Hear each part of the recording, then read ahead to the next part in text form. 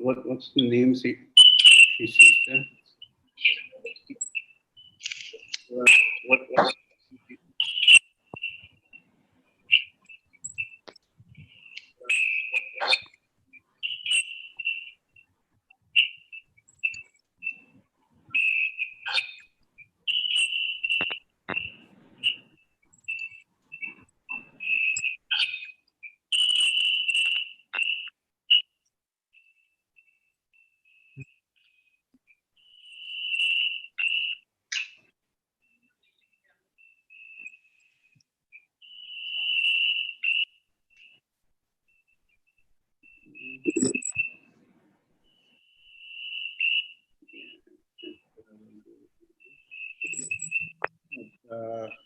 let's bring everyone in.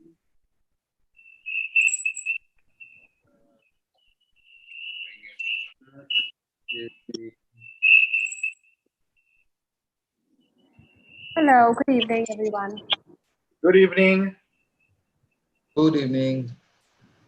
Hello, good evening, everyone. Good evening. Good evening. Good evening. All right.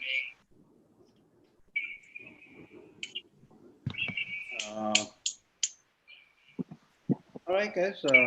I think we have it all set up. All right, guys. We have it all set up.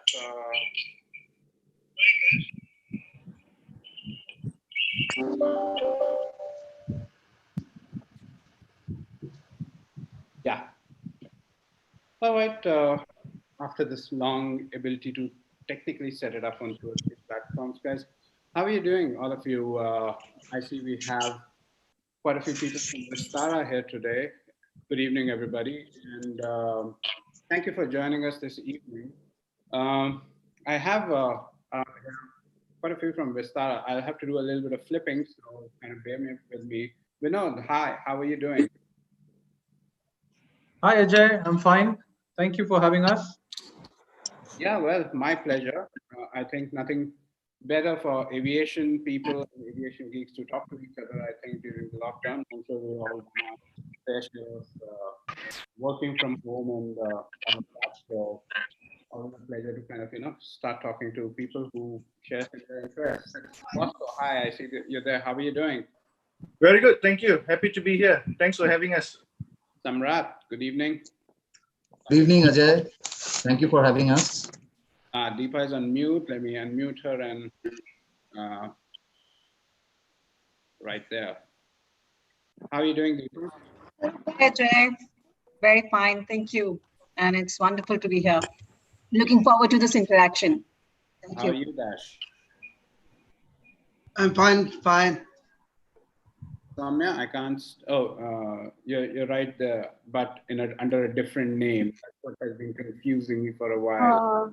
Let me change that for you, so that I have. Oh, great. Thank you so much. Perfect, guys. Good evening again, and yeah. Well, where's the boss? First, let's have the boss over. Welcome. How are you doing? How's the lockdown been treating you?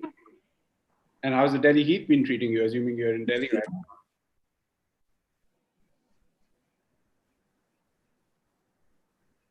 Sorry, Ajay, who was that for?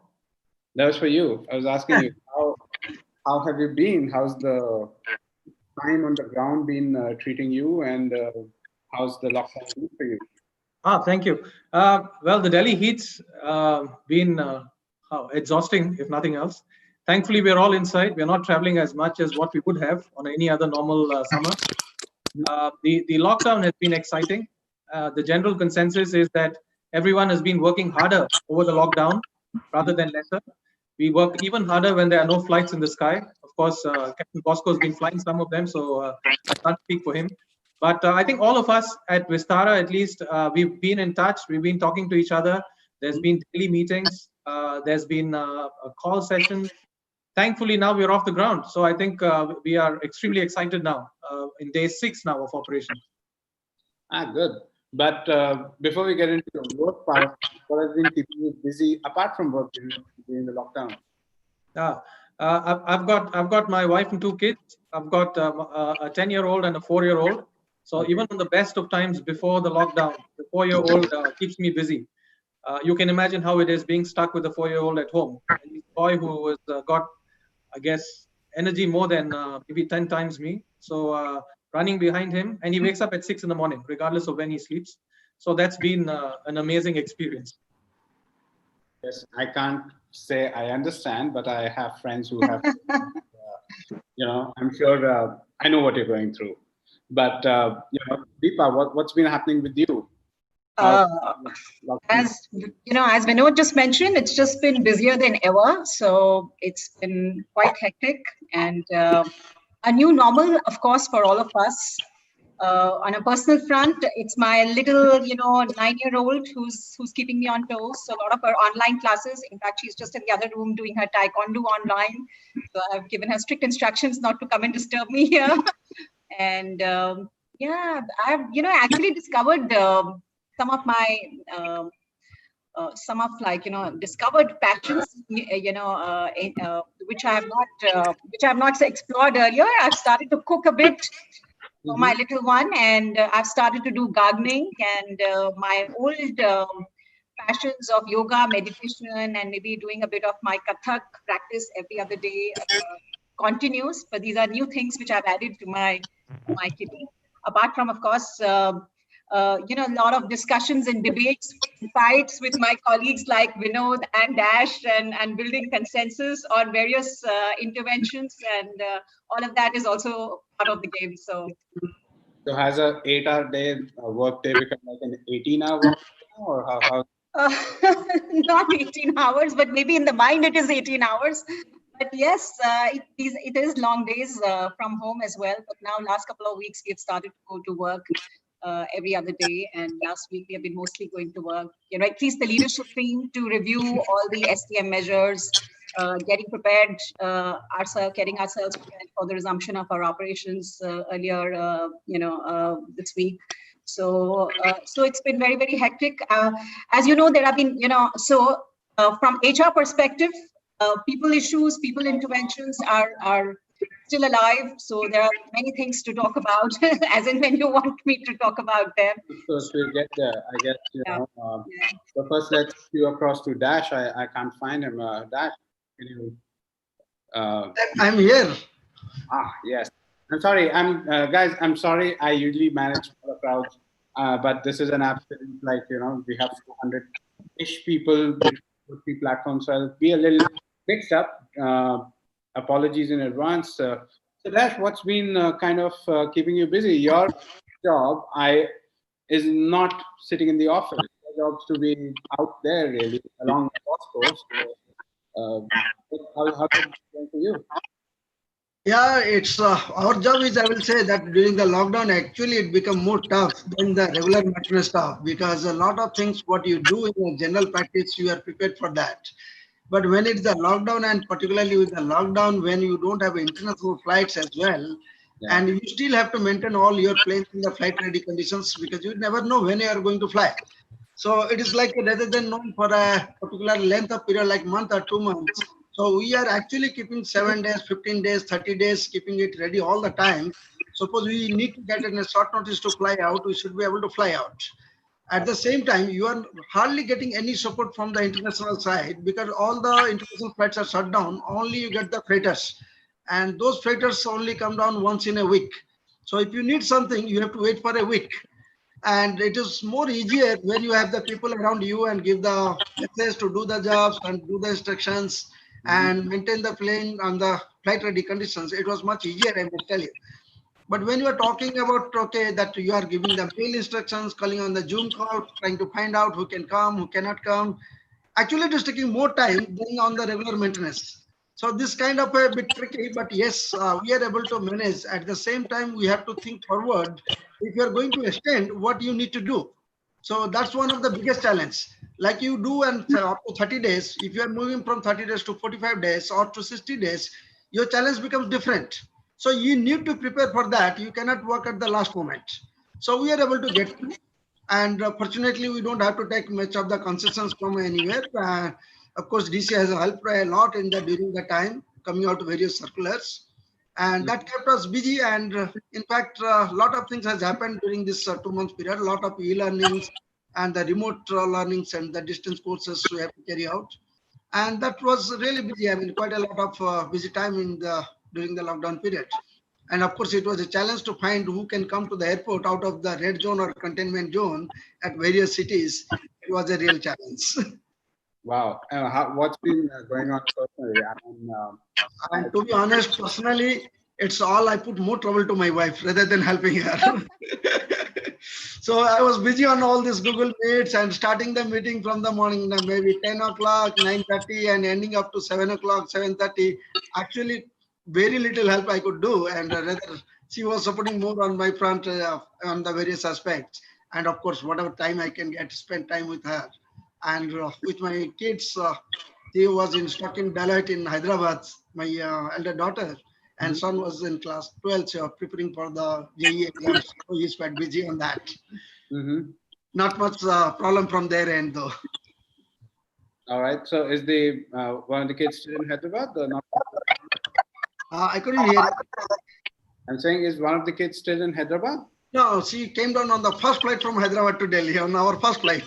The moment it opened up, she was on that flight to come back home. Oh, good to hear. Bosco, how's it going?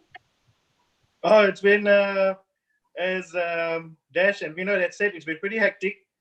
There's quite a lot to do when things are not normal, especially something as unprecedented as what we've been going through. It's the same, the thing that keeps us busy, work still keeps us very busy. We meet every day on our hangouts with our staff, with our crew. One of the things that kept us really busy was, of course, in aviation, there's a lot of training that goes on constantly. And to keep the crew current, to keep them engaged, keep them actively involved with what's going on, the changes, a lot of changes in the regulatory environment. So that kept us very busy. But additionally, as of 15th of April, we actually started conducting cargo flights on the 787-9. So I've been flying actually quite a lot. We're doing between 3 to 4 flights a week. That's in between my office work as well. So actually, we were quite busy. Fortunately, we got to fly. It was very rewarding to go out there and fly. We carried a lot of medical equipment, PPEs. So that kept us busy.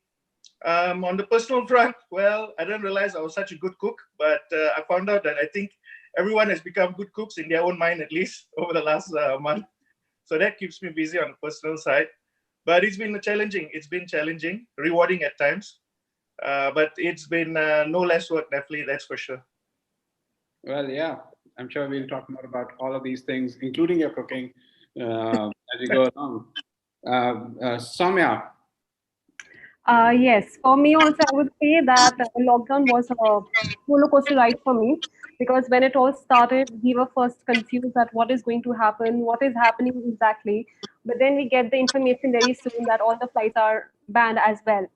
So it started off, my first 1 month was very nice. I made many dishes for my family. Then we had this Zoom meeting where we all played this Ludo championship we all had, and we also played Tambola. So it was quite nice for me, the starting 1 month. But however, after that, of course, because we are flying, so we love flying and we have to fly. So after that, we were getting like anxious that, what will happen? Will we be able to fly again? When will we be able to fly again? So all these thoughts crept in. But then again, at all points of time, we were well informed about what our company is doing, what is there in the store for us. And I think that's how now I would say that now as Vistara has opened its operation. So now I'm looking forward to fly. I've not gotten one chance to fly right now, but I'm really hoping to fly very soon, and I'm all excited for the same. Nice. And we also have some back there. So, Rap, how's it going for you? Well, just like everybody said, it was at the beginning of the lockdown, I felt it was busier than usual, working from home. It's a new normal, not used to it. So I felt I was, my time was all taken up. And since I'm staying alone here, confined, it was, and the domestic help is not allowed to come in. So I had to do all the domestic chores as well, something that I don't have to do usually. So on a personal front, along with the jhadu, pocha, bartan, khana banana, something that I never did. I'm not a not a cook at all.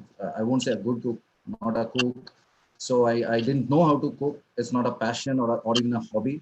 But now this lockdown has made me learn cooking a bit just to survive, so I can get by now. So apart from that, work, lots of meetings, and security in aviation is one department which is always at work, round the clock, 24 hours, no matter whether there are flights or not. So of course, we like the flights to be in the skies, the aircraft in the skies, but even when they are on ground, security people need to be there to guard them constantly. So during the lockdown, the initial period, especially when movement was restricted and the authorities on ground didn't know whom to allow, whom not to, we had a challenge on our hands to ensure that people can reach the airport and the aircraft are guarded properly, because everything is captured in the tagline that we use, which is we secure the ground for a safer sky. So as long as we can do the security part on ground, the flights and the aircraft are safer in the skies, because once in the skies, they're vulnerable. You can't do too much. So we have to ensure that there is no unauthorized entry near the aircraft, into the aircraft, even in the vicinity. So just to manage the manpower availability, mobilize people, ensure that they can reach despite the odds and all. So all these things kept us busy, and like Bosco or others said, we had a lot of online training programs going on as well. So we had to ensure, we had to liaise with the authorities to ensure that the existing validity of trainings of all kinds of all departments of staff are extended, which thankfully came in time. And then we progressed with distance learning, e-learning, etc., to keep the staff engaged. So apart from the stations where our aircraft are parked, where in any case people are coming every day and doing a very difficult and tedious job of guarding, and mostly under one aircraft or two or three aircraft, there is only one person. It's tedious with nobody else around. Unlike other functions in aviation during this lockdown, especially, the security people have to be there. So they are at times there under the aircraft all by themselves. So it's difficult for them, and we have to constantly be in touch with them, keep them engaged, interact, and keep their morale high. And apart from these few stations where we have our base, the other stations also, we work constantly in touch with our colleagues, asking after their well-being, making sure that they follow all the safety guidelines, etc. So overall, it was a busy time, and it took some time, maybe 15, 20 days to get used to the new normal. But now it's getting better, and with the offices opening up now, hope it will be much better soon. Thanks. Well, good to hear, guys, that everyone's doing all right. Vinod, let me first come to you. As the CCO of Vistara, you must be jumping around a lot, call to call. How do you see the whole lockdown? How do you see the impact on business, and how do you see how things have been generally? How do you say, on an overall basis for aviation for the past 2 months when kind of planes were not flying? How did it impact you? How did it impact the industry? Obviously, how did it impact the customer? If you have something to say there. Right. Uh, the last 2 months, of course, were unprecedented, and I think it's something that no airline wants to face. When you don't have any inflow coming into your coffers, but you've still got cash burn. You've got to pay leases, you've got to pay for admin costs, salaries, and so on. So yes, it's been a very tough time. Thankfully, we've been able to navigate through most of it. From a customer perspective, yes, as there's also been, unfortunately, instances because of the sudden nature of the announcement of the lockdown, and more importantly, the extensions. So there were cases where customers did not have clarity on what dates they could fly, and if they could come to the airport and so on.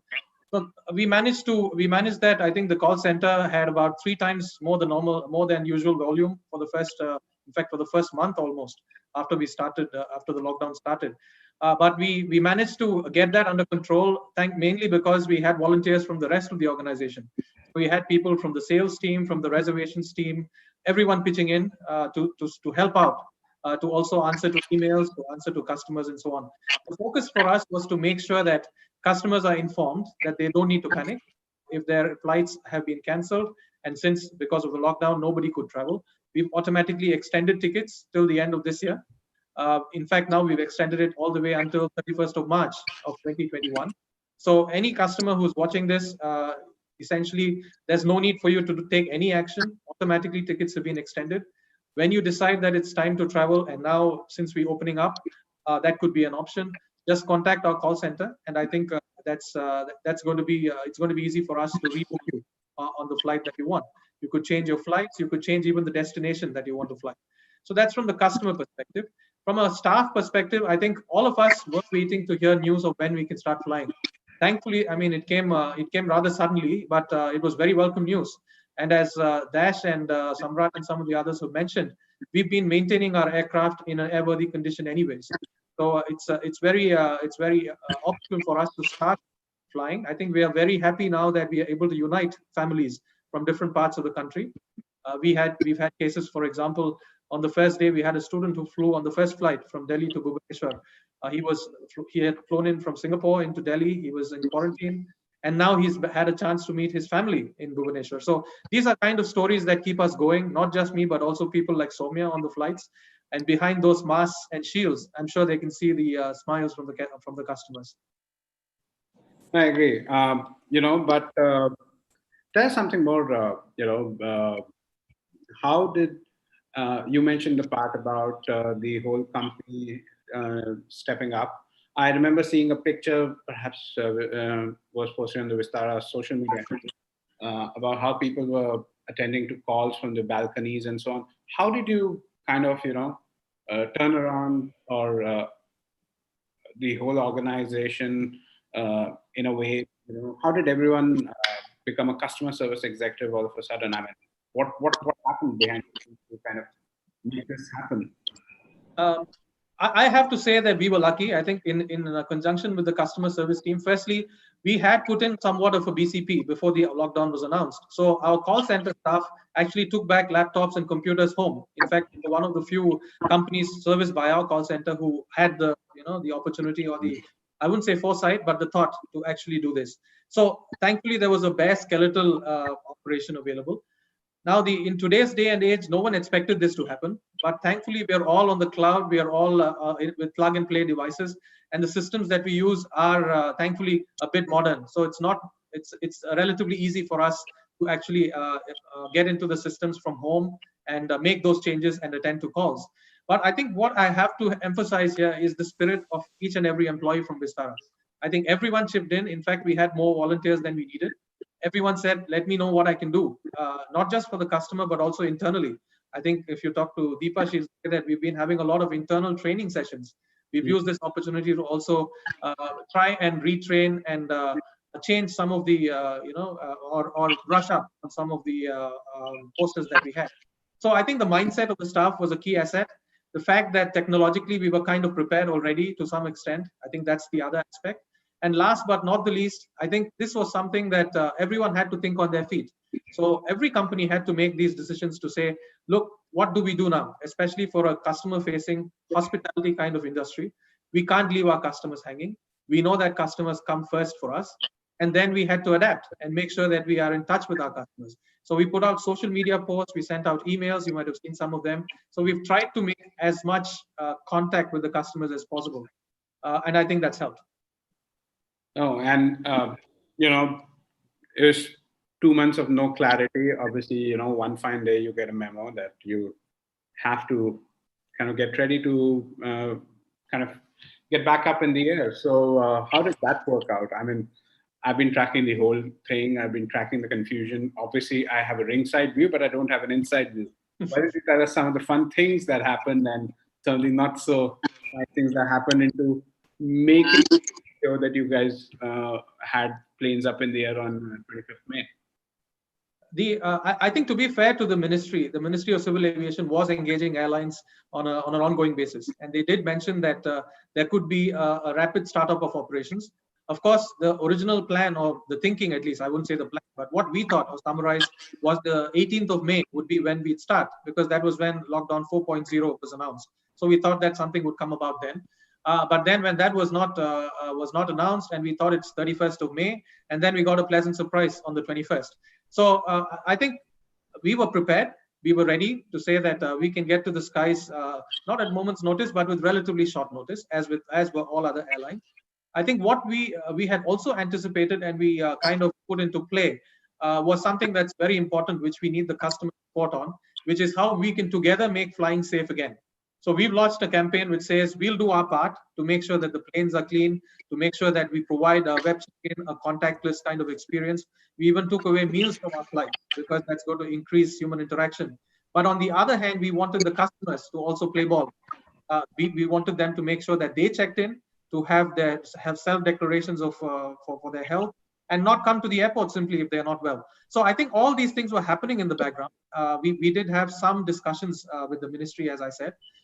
Some of the interesting things which happened to make our life more exciting, because otherwise where's the fun, was that a few days just before the start of operations, different states came up with their own guidelines to say that, look, based on my ability to handle cases or my current COVID count, I'd have to restrict movement. So that added a bit more excitement to the network planning team, who had to attend meetings with DGCA through the night.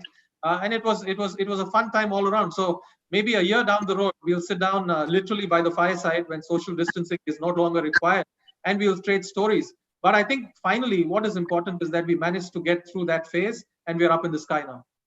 I totally appreciate that, and I'm sure, Deepa will have some interesting stories as well. Deepa, where are you? Yeah. When Vinod just mentioned about the spirit of staff and the support which you get, and sometimes it's just so intriguing. It's not just the SOPs or the processes and the systems and the framework.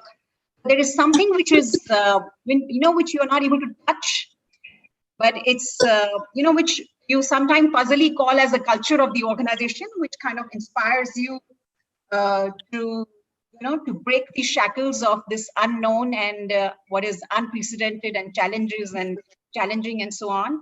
And when you break free of all of that, and that's when the spirit, unfolds. And that's very interesting, because I do think that that spirit is something which I admire about Vistara. A lot of that which we have inherited from our two parents, SI and Tata's, of course.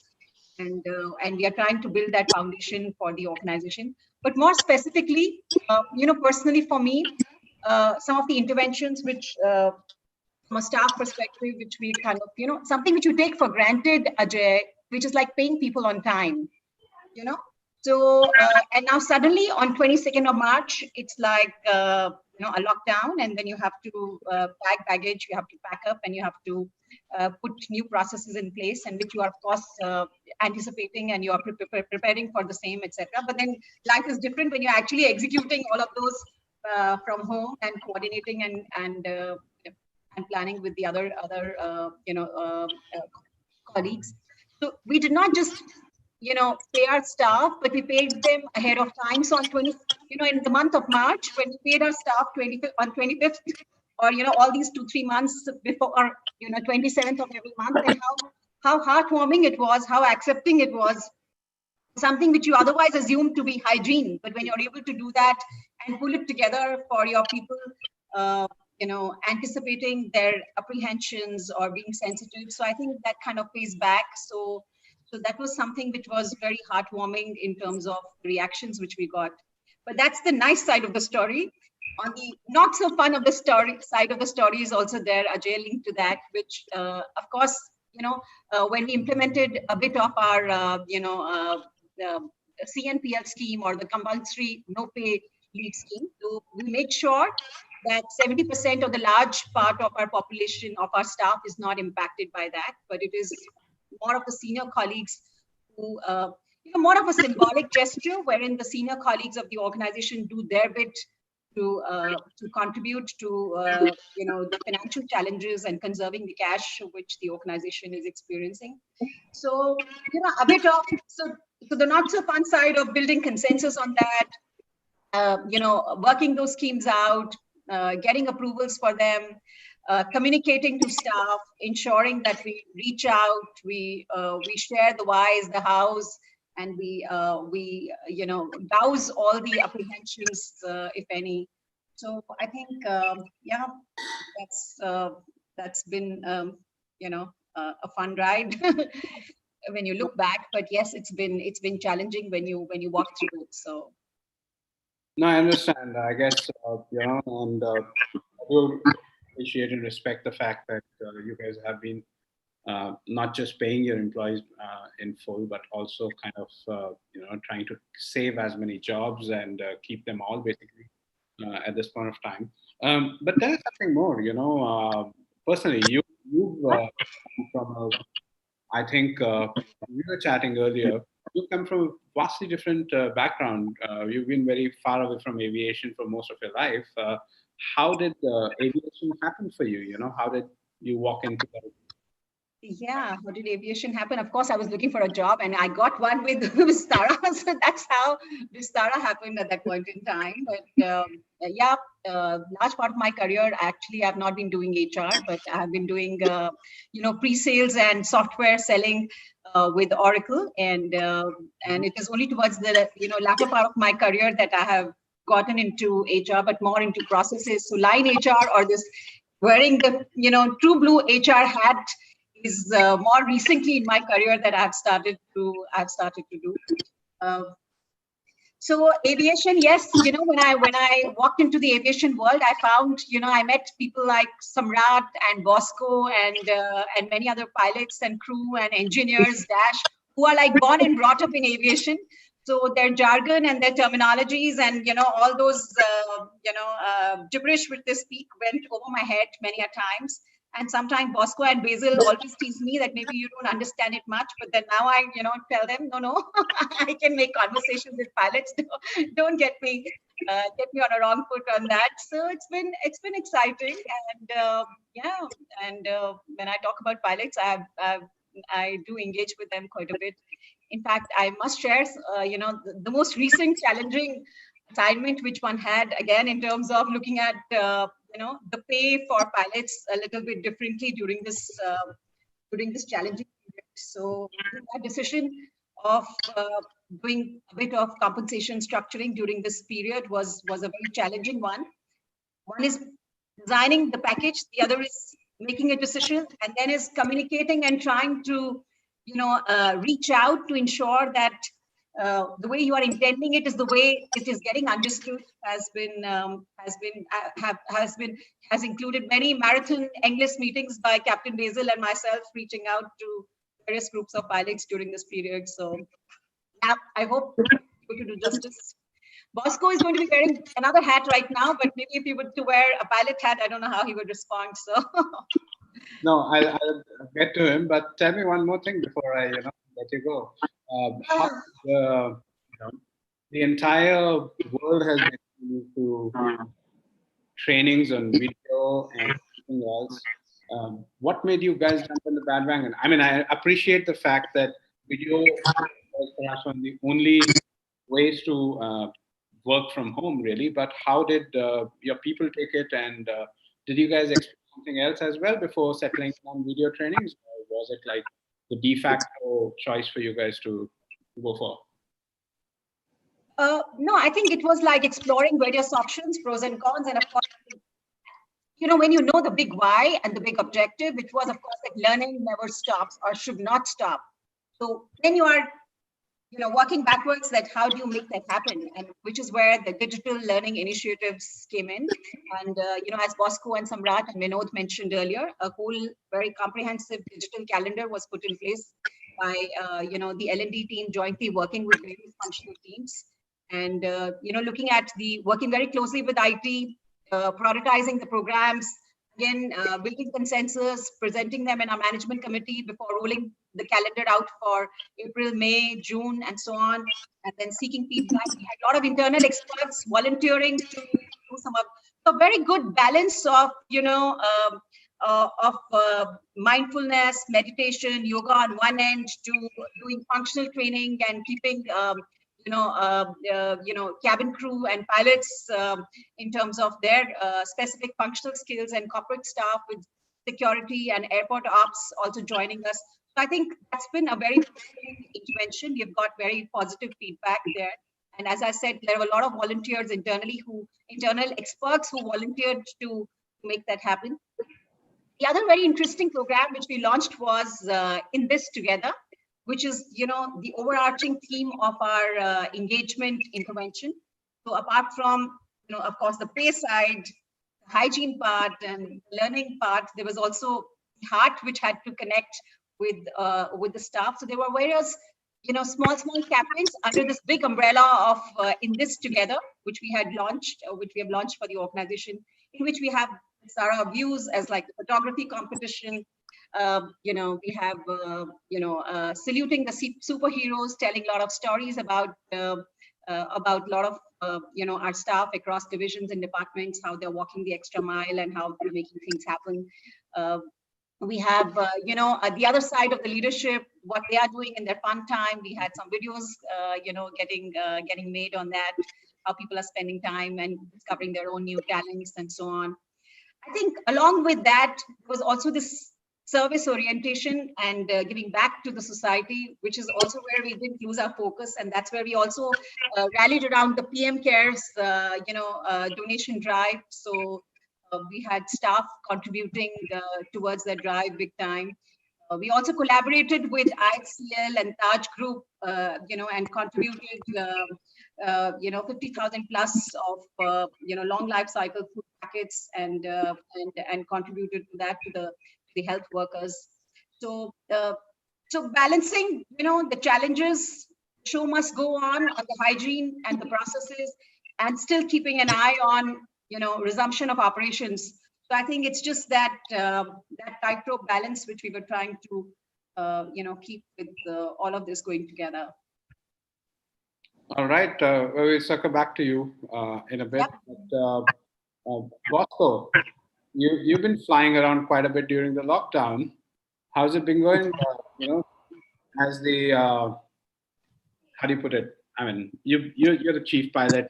You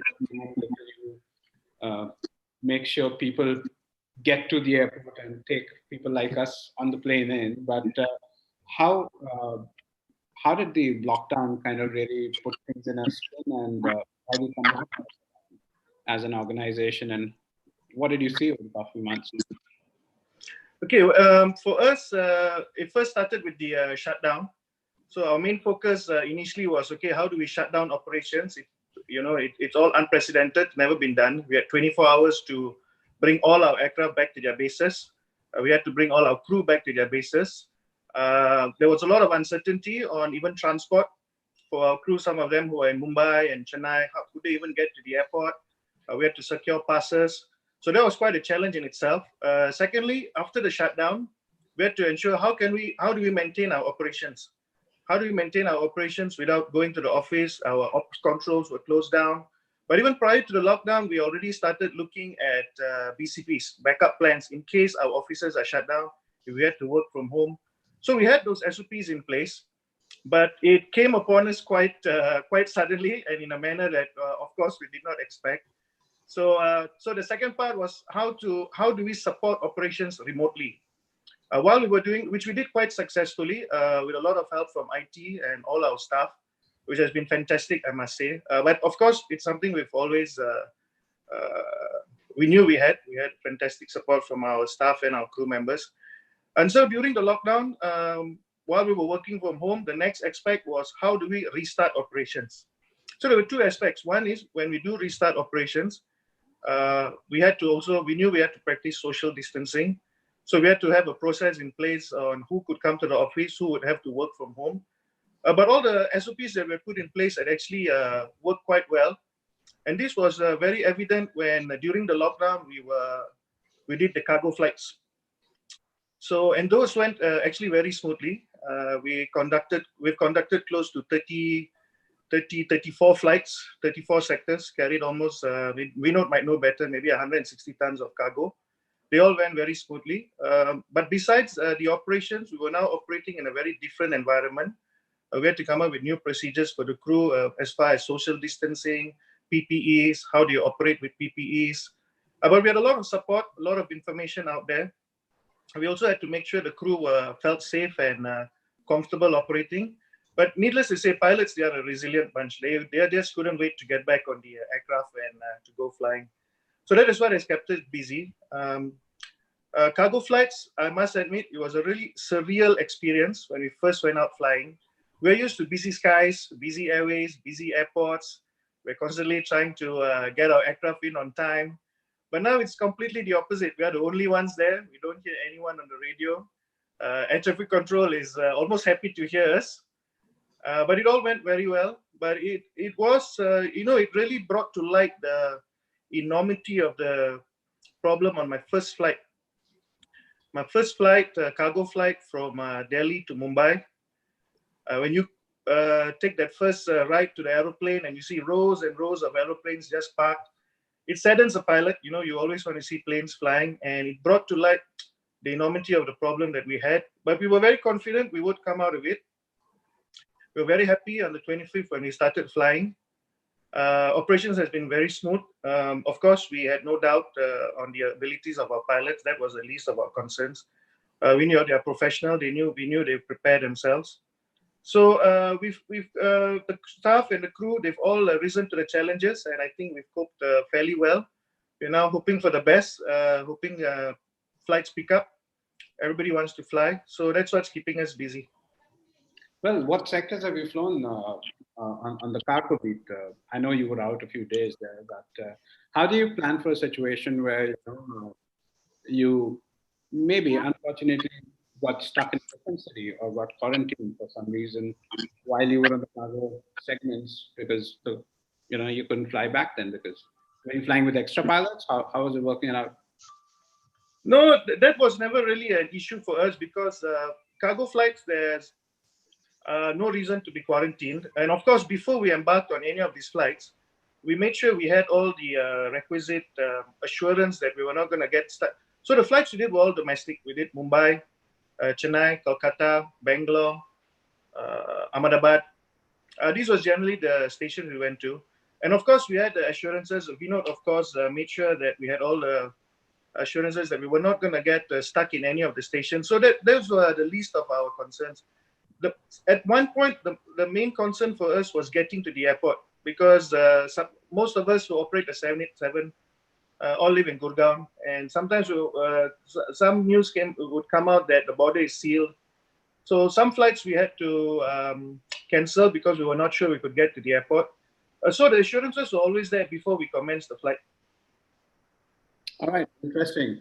And let's talk a bit about the challenges for the pilots. I mean, pilots are a studious bunch as well. They're not always on the road, and they have to keep themselves current. So how did you guys manage to keep them?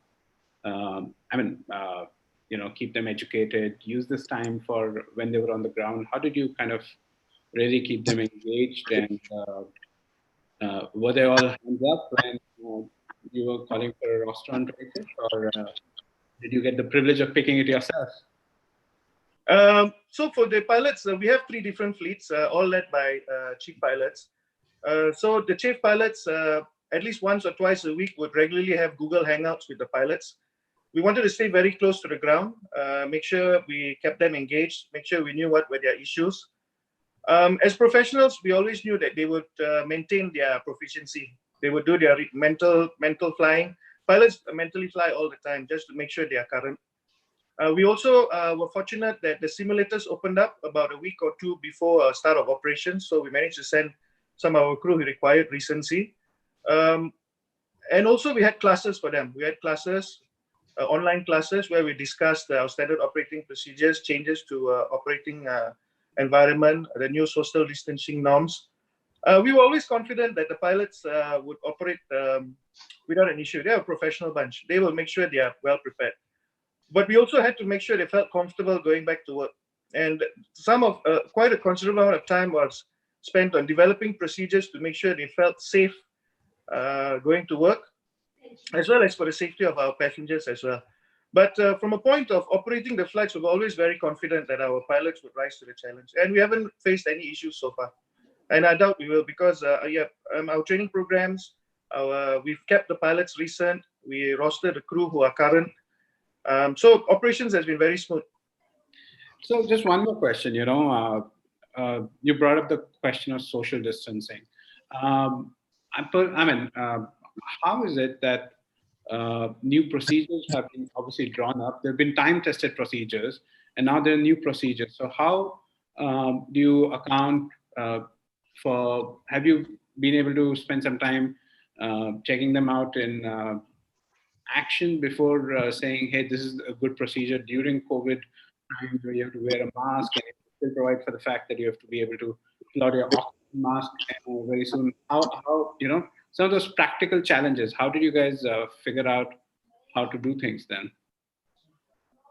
The standard operating procedure to operate the aircraft has not changed.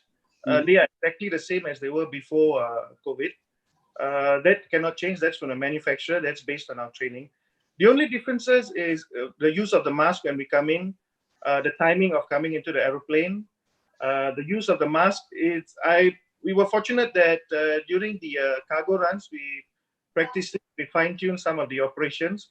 There was also a lot of information from IATA, ICAO, EASA, FAA, on airlines who were already practicing it in other parts of the world because they were not under lockdown. So we took a lot of that information. We were very much in touch with other airlines as well, looking at what their procedures were, what's been tried, what's been tested, what worked. We took the best practices from around the world, and we came up with our own set of procedures that we felt we were comfortable doing. We first used them on the cargo flights. We found they were not intrusive. The pilots were able to go about their work. They just needed a little bit more time, so we've actually increased the pre-flight time for our pilots, so they get an additional half an hour from what we normally used to. And between one or two flights, all the pilots say they're fairly comfortable with all the new procedures. Right, nice. Let's Samrat's right here. Samrat, I do have as the head of security for Vistara, you're the person, along with your team, you manage all these to keep all these machines safe, and you manage to keep practically all the assets of Vistara safe. So, but I don't imagine, apart from every night having the planes turn in for parking, you'd have to handle so many planes in one go. So what went through your mind the first time you kind of, heard that there was a thing that you had to solve, this issue that was going to turn up? Yeah. Well, like Bosco mentioned and Vinod too, when the lockdown did happen, it came a bit suddenly on us. And the first thing on mind that we had was to have all the staff, especially who are in outstations, back home. So it was slightly challenging because we had a few staff who did not have direct connections back home, and a few of them therefore got stranded midway in a transit station. So, for example, we had a couple of staff in Jodhpur who were there on deputation. One from Hyderabad actually, who got stranded in Mumbai because there was no further flight back from Mumbai to Hyderabad. And another staff came here in Delhi, and he was from Leh, so we couldn't send him back home. So these were the initial things that we had to deal with, and the company took care of their accommodation. And we were in touch. All our colleagues, the station security in charges, were in regular touch with them, keeping their morale high. And the company took a very, very humane view on this, and the staff were taken good care of. Now, keeping the aircraft safe, like I said, it is a tedious job, especially during lockdown. It's a tedious job because it's on a normal working day when operations are on. Especially in a big station like Delhi or Mumbai, it's a 24-hour operation. So there's a lot of activity around. You see lots of people, lots of colleagues from other departments or agencies around. So life is different. But during lockdown, when our staff have to guard the aircraft, they are under the aircraft, even at night, alone in faraway bays. And there are challenges of having food, water, even toilet necessities. So all these things are there that they had to bear, and they bore all these quite smilingly.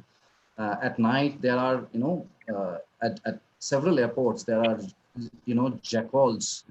They are frightened, yet they can't leave their posts unless they are relieved. So our in charges, our supervisors on duty had to make sure that all the posts are properly taken rounds of, and the necessities are taken care of. Relieving is done in time so that nobody feels uh, you know and most of these people that we have working on the ground are youngsters. They are in their mid 20s, or early 30s, and many of them have come to their workplace away from home. They are single. They stay rented apartments, like in Delhi. Many of our staff stay in Mahipalpur. So there was food problem during the initial days of lockdown. They couldn't bring food to work, and we have some very heartwarming stories of other colleagues who for the colleagues for the other ones who were single and all, because the cafeterias were at the airport were also closed at that time. And some of the colleagues who had their own vehicles would take a big detour and give lifts to the others who didn't have any. uh, in spite of that, I mean, there were times when people staying at Mahipalpur didn't have any mode of communication, so they walked all the way. It's a 3.5 kilometer or 4 kilometer walk to the airport, so they did that regularly, both ways. So all these things are very heartwarming people.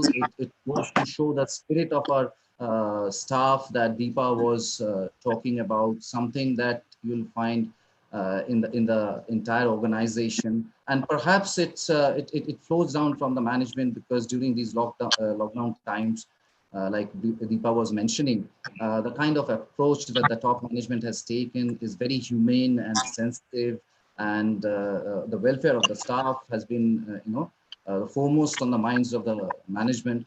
So all these things have been appreciated, and all the staff are very appreciative of the measures. Whatever was necessary was done, but most of the staff, like 70% of the staff, were not impacted by any of the financial measures taken by the management. So overall, we have a very spirited team, and they are all very happy to work and proud to work for Vistara. And it's a challenge, but once the lockdown started to ease, the other challenge was to get back to work and have this BCP that Bosco was talking about, the team A, team B, who would go to work when, and at the airports also to manage the shifts, manage the manpower availability in such a manner that the operations continue unhampered. But also, should something happen, we also have a fallback plan, have a separate team which can come in if somebody has to be quarantined. So all these things are keeping us busy. We have constant meetings on a daily basis with all our security in charges across stations. So it's life is different. So like I said, it's a new normal. And as we are getting back, limping back to normalcy, I hope we'll come to accept the new normal better. Well, interesting. I guess, Dash will have something more to add to that. Guys, for those of you who don't know, Dash. I think he's the guy who's head of engineering, and he's perhaps one of those people who decides which machines to buy versus which not to buy at Vistara. I've known him a long time now, but I don't know, Dash. I have a new appreciation for your job, I guess, after these 2 months. Obviously, uh, uh, not taking away from anyone else. Tell us, how did you guys keep the machine, and ready? I know you were talking about scheduling challenges, but how do you keep a machine like in storage? Airlines they put a lot of the aircraft in storage and kind of cowling and everything. How did you guys go about, you know, first preparing to conserve your planes, and then as news came out, to deconserve them and bring them back into action? Yeah, Ajay, I mean, we pass actually different type of challenge over here because we are not sure of for how long we are going to park. Because every manufacturer, you know, that we have got now Boeing and Airbus both, and we have to work on three different type of the aircraft. So every aircraft has got a definitive parking procedure, parking standard. Then whether you want to keep in a flight ready condition or you want to keep on a long-term storage, both the things are together. When you are going to a long-term storage, it's a different ballgame. And when you want to keep in a flight ready conditions, it's a different ballgame. Yeah. So the challenge was what to do. So first of all, we had to take a call. Yeah, we need to keep all the aircrafts in a flight ready condition so that we can put into back into the air as quick as possible, like getting a 24 to 48 hours notice. So that's one of our challenge. So we can try to keep the aircrafts on the flight ready conditions. And you know that we have been supported by the TSP Airbus as well. So we have actively engaged with the Airbus as well as the Boeing so that we know that how to make the planes in a condition, preserve it at the same time, back in the air in the quickest possible time. Mm-hmm. So we are maintaining that. And the biggest challenge was to get our engineers and the technicians to the airport. And it was a real challenge. I must appreciate all my the technical team. Like they had to come to the airport to maintain the plane, even from a lockdown zone or the where is the containment zone. They had to come down, and the like our polices and cops, they were not really aware that the aircraft still has to be maintained. The first and foremost thing they used to tell, oh, there is no flight. Why do you want to go to the airport? So we have to convince them, no, even if the aircrafts are not flying, they need to be maintained and their work has to continue. So you just cannot stop the plane from maintenance. So we have to convince them, our technicians, and I must appreciate some of the engineers. They used to go around, pick up the technicians, come to the airport because they don't have the public transport, some of the technicians. So this is how we are maintaining. It's not only here, then it is all across pan-India basis. So the scenario was different in Maharashtra, the scenario was different in Chennai, it's different in Calcutta. So one of the biggest challenges is apart from your external customer, how to keep your internal customers engaged. So that's one of my challenge. I used to talk to on the Zoom meet with all the rather Google Hangout with all the managers and the VPs, VPs to talk to them, the DGMs, everybody, and keep down the line the message so clear that everybody in the engineering department knows well what is going on and what we are planning to. So there was no difficult thought process like, okay, we don't know what's happening. Everybody is fully aware what's happening. When do you plan to start? What's your progress? Where we are into present situation and how we are going to move forward. So that is one of the things where I believe strongly that if you are keeping your employees, not only as Deepa has mentioned, it is not only engineers, technicians, we have been keeping all our employees quite engaged with a different learning, like giving a few courses, like even giving in a technical course with the people who want to know what about the quality standard or what is a human factor. So we have been keeping everybody engaged in that part. So that's one of the things people really appreciated, and people have gone to so much of different courses on the e-learning side, and they did it. And our training team together, whether it is flight ops, whether engineering, and the ground services and the security, they've been doing a fabulous job keeping everybody engaged by giving various courses to the people. So they were all engaged. And the new challenge which we face is the biggest challenge is like disinfecting, which was not there earlier. We used to disinfect on a periodic basis, once in 10 days, once in weekly as per the regulators or OEM's recommendations. Now we are facing a challenge to disinfect after every flight. You can imagine what a challenge. So how to achieve those challenges? So we have been looking for various options, whether we do swipe, clear it, or what you do the fogging method, what you want to do. So we have been very challenging, and you need to get that OEM approve the disinfectants. And very few people don't know that you have to use only one particular approved disinfectant. You cannot go on to the market and get the disinfectant and wipe it off on the aircraft. So that's another challenge. So you need to get those disinfectants which are approved for Boeing as well as from Airbus, and so on. That is applicable to your 787 as well. So you go and get those items. Once you figure it out where it is available, how to get it transferred. That's another challenge. So we have been going through all these challenges and we try to make it and we are able to make it.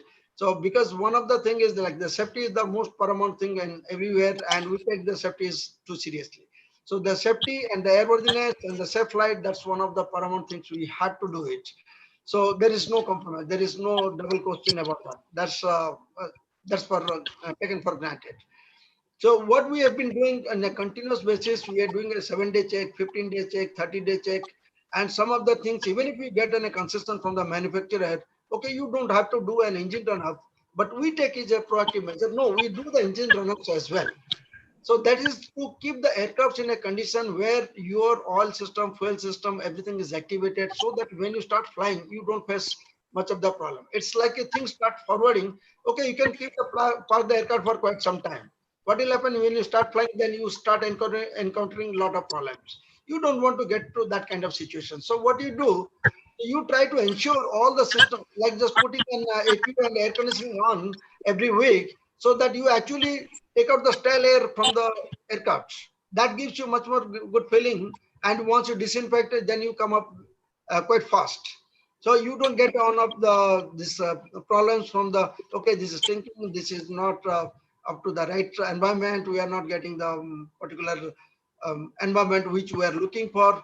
Similarly, like utilizing your water tanks, you need to get it small things, but they are very important in contest with the passenger safety and their hygiene. So we have been carrying out all those jobs on a continuous basis. So that's what keeps us engaged. And it is some of them are real challenging also, like I mentioned, some of the small things. And it's simple as that. I would like, I mean, a lot of people don't know that every 7 days you have to rotate the wheel and check for the wheel is correct pressure or not, so that you don't get a flat spot when you start flying. So these are small things, but it takes time and it has to be done. So these things has been continuously being done for last 2 months, and we are okay, and we are really satisfying that once we put all the aircraft into service, they're flying well, and we are back into that, and that gives a lot of self satisfaction. Yes, the things are right in the right direction, and in the meantime, I must admit, and DGC was also proactive in all these things to come out with various circulars, whether it's e-learning or dispensation and giving some of the concessions to the various people, to the whole industry.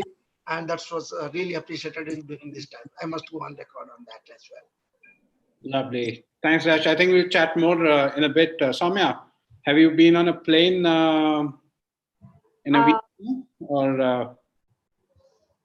Right. Mr. Ajay, I have not been on the plane currently, but however, I would say that I'm really wishing that I could be very soon on the plane. However, talking about the Vistara spirit, as rightly said by Ms. Shraddha and Mr. Kannan, that I think in this lockdown period, the only thing which is holding high is Vistara spirit. So talking about this was when the lockdown whole started, we were all very worried about our salaries coming on time. Will we get our salaries? Will we be having pay cuts and everything? So we got a salary on 25th, right? So the crew were very, very happy, and we had this trust that whatever is happening, our company is in a very safe position. And then after like a month or so, we had these news coming from the channels all around that the crew are being sacked from the companies, and there are pay cuts when it comes to the crew salary as well. So in those challenging times also, our company really understood our emotions, there and then. And then we got a mail that our salaries will not be touched. So that was really something which really made us happy, that when everyone is cutting crew salary, when everybody's stacking off the crew, we are, I think, in the safest airline. And these things really make your loyalty grow towards the company. And I would also like to say that during this lockdown period, because we are the frontline staff, we are on board the aircraft, and we have to look for the safety of the aircraft. And right now, in the situation of COVID, it's a dire time for the crew to understand their duties, and we must make sure that the aircraft is sanitized all the time. So in this scenario, I would say that as we have a lot of team working with us to make sure that we deliver such Vistara standards on board. So we have our service team, our training team, our crew performance team, our safety team. So they all came together and they made sure that we are getting our trainings in time and our license is also, valid. And whatever changes were happening in the company, whatever the changes were happening in the environment around us, what is expected out of us, what is not expected out of us, because as you know that the food and beverage service is discontinued right now. So we were very well aware about what is happening in the company, and all our doubts were really answered there and then. And I would say not only that, working with Vistara, what I would say that if you're a crew, you're not just a crew. Because I would say that, you can, if you want to learn, you can volunteer to work in different departments. That is what many of our crew did.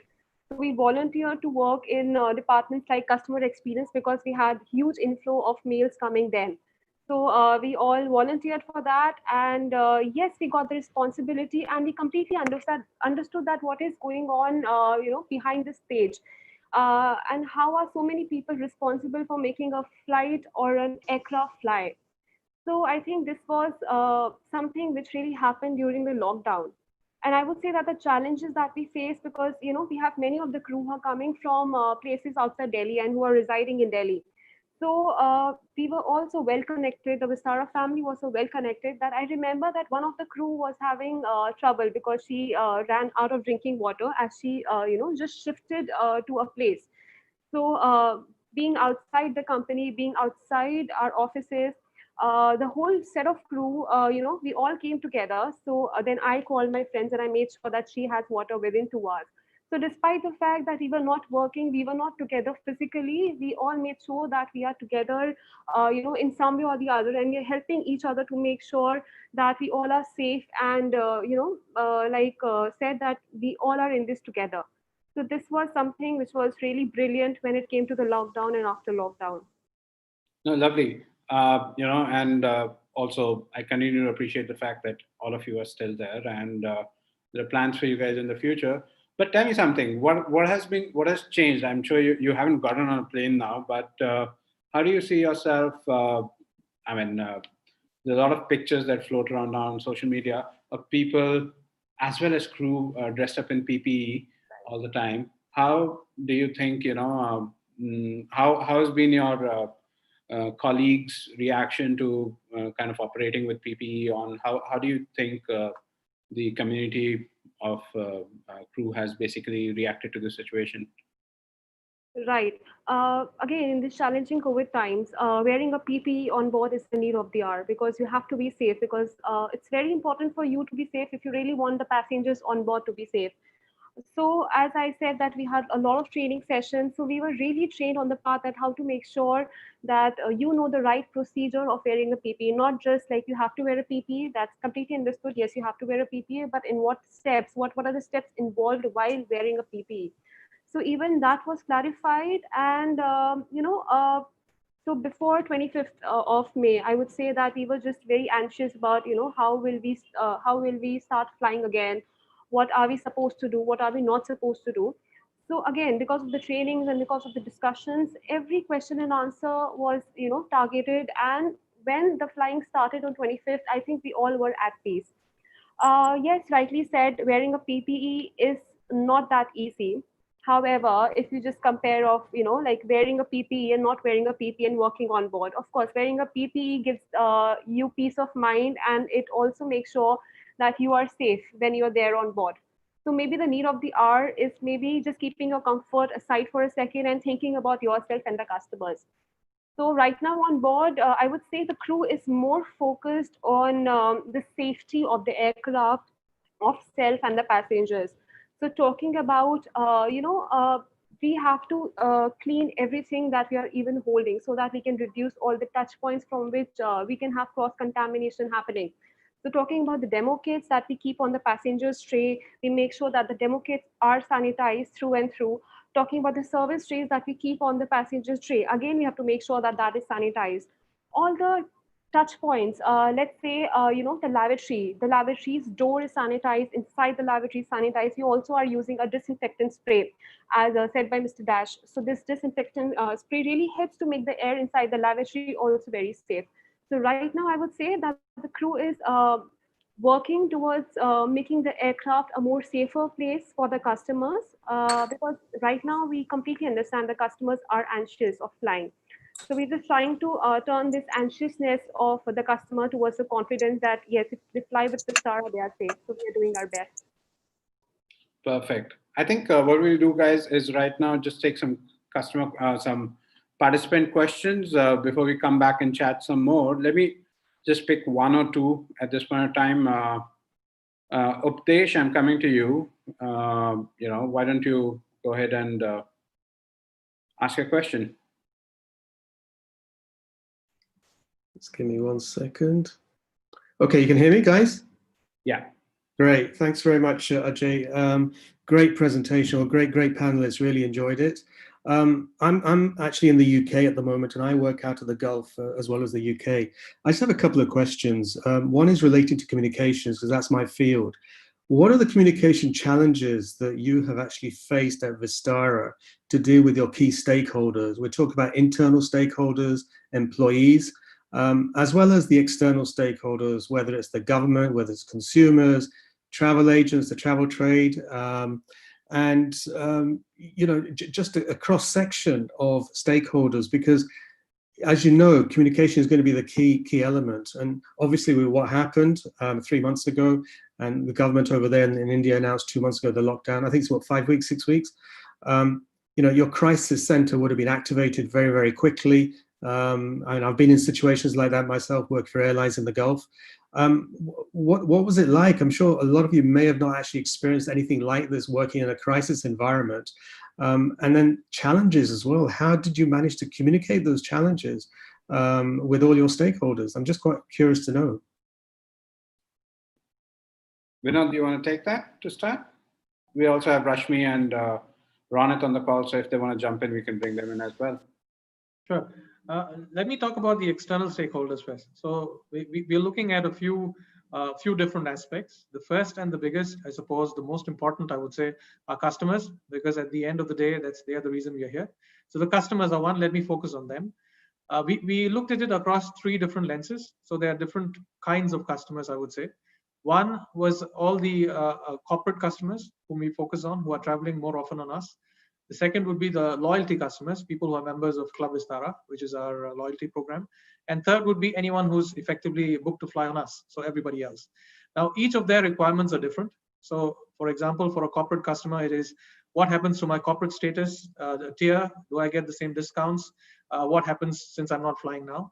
Similarly, for the Club Vistara customers, especially those in Platinum and Gold, who are prone to flying multiple flights through the month, their question was, what happens to my points? What happens to my vouchers? So everyone's got their own questions and their own, I would say, queries. So what we did from a communication perspective was very upfront. I think within the first week, we made sure that we had 3 different modes of communication. One was through emails.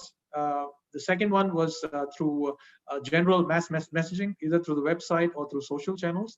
And third, through PR, newspapers and digital channels. So through all these messages, the point was consistent. It was, do not panic. We've got you covered. We are coming up with steps, because remember that in the first week, to be honest, nobody knew what would be the extent of the lockdown. I could not commit to anything because I did not have an end date. But we did know that this is something that could creep up, and that's exactly what happened. So there were multiple, extensions. So I think it's important, and we came together and said, look, at this point, we don't have clarity on exactly what the end date would be. We do not have clarity on what exactly the date would be when we take to the skies again. So I can't tell people you can rebook on this date. But what we were very clear is to tell people, don't worry, we've got your bags, and we will extend your tickets, like I said, until even the end of the year, if that's what it takes. So that's the first bunch, which is the customers. The second part is the government and the authorities. and that includes airports, that includes people like DGCA, the Director General, MOCA, and so on. So again, a lot of the decisions were in fact being taken at the Home Affairs level. So effectively, things were trickling down to different ministries.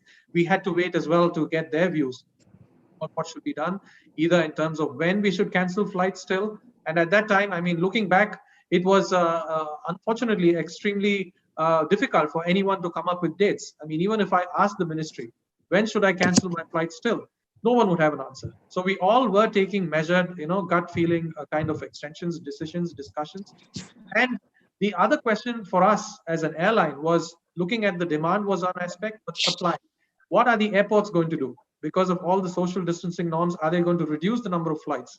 Are they going to operate out of one terminal instead of three? So all these discussions were taking place.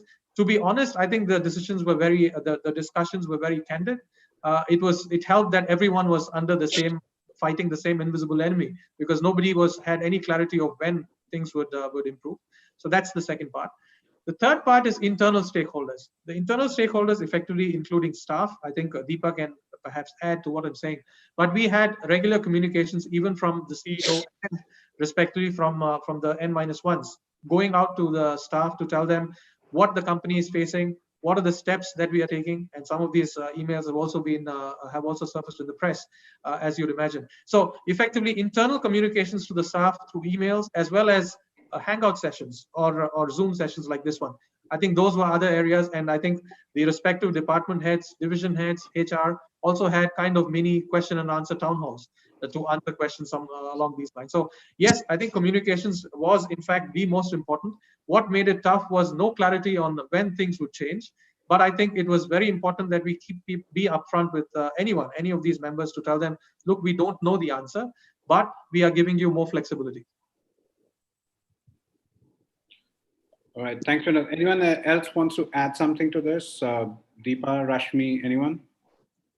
Maybe just, to emphasize the point which Vinod just made, one is, of course, your emailers and Google Hangouts and WhatsApp and, just activating various groups to reach out as much as you possibly can to all possible, workforce groups. But the most important point which Vinod just made is that we don't have to sound super confident that we know it all. So it was just about saying that this part or the large part we don't know.